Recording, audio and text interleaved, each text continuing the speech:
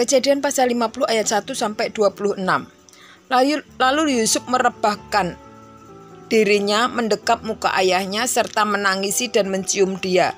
Dan Yusuf memerintahkan kepada tabib-tabib, yaitu hamba-hambanya, untuk merempah-rempahi mayat ayahnya. Maka tabib-tabib itu merempah-rempahi mayat Israel.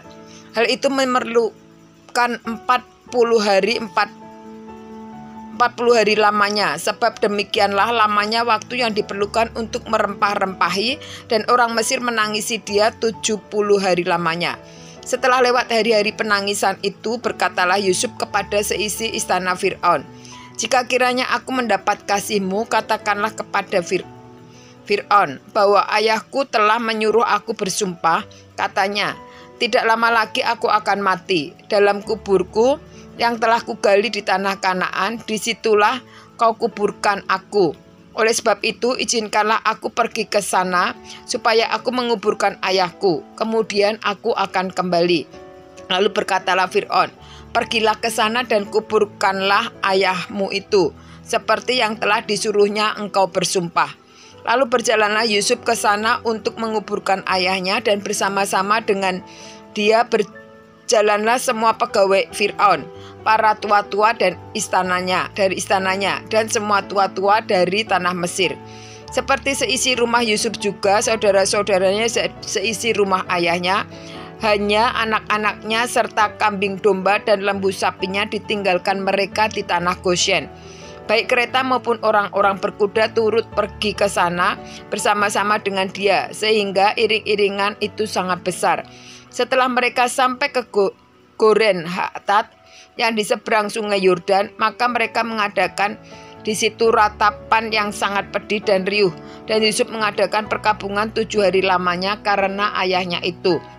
Ketika penduduk negeri itu, orang-orang Kanaan, melihat perkabungan di Goren Hatat itu, berkatalah mereka, "Inilah perkabungan orang Mesir yang amat riuh." Itulah sebabnya tempat ini dinamai Abel Misraim, yang letaknya di seberang Yordan. Anak-anak Yakub melakukan seperti yang dipesankannya kepada mereka. Anak-anaknya mengangkut dia ke tanah Kanaan, dan mereka menguburkan dia dalam gua di ladang Makpela yang telah dibeli Abraham dari Efron, orang Het itu, untuk menjadi kuburan milik, yaitu ladang yang di sebelah timur Mamre. Setelah ayahnya dikuburkan, pulanglah Yusuf ke Mesir, dia dan saudara-saudaranya dan semua orang yang turut pergi ke sana bersama-sama dengan dia untuk menguburkan ayahnya itu. Kejadian pasal 50 ayat 15 sampai dengan 21. Yusuf menghiburkan hati saudara-saudaranya.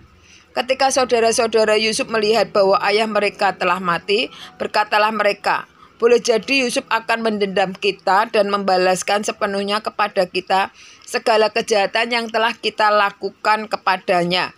Sebab itu mereka menyuruh menyampaikan pesan ini kepada Yusuf. "Sebelum ayahmu mati, ia telah berpesan, beginilah harus kamu katakan kepada Yusuf, ampunilah kiranya kesalahan saudara-saudaramu dan dosa mereka, sebab mereka telah berbuat jahat kepadamu. Maka sekarang ampunilah kiranya kesalahan yang dibuat hamba-hamba Allah ayahmu." Lalu menangislah Yusuf ketika orang berkata demikian kepadanya. Juga saudara-saudaranya datang sendiri dan sujud di depannya serta berkata, "Kami datang untuk menjadi budakmu." Tetapi Yusuf berkata kepada mereka, "Janganlah takut, sebab aku inilah pengganti Allah.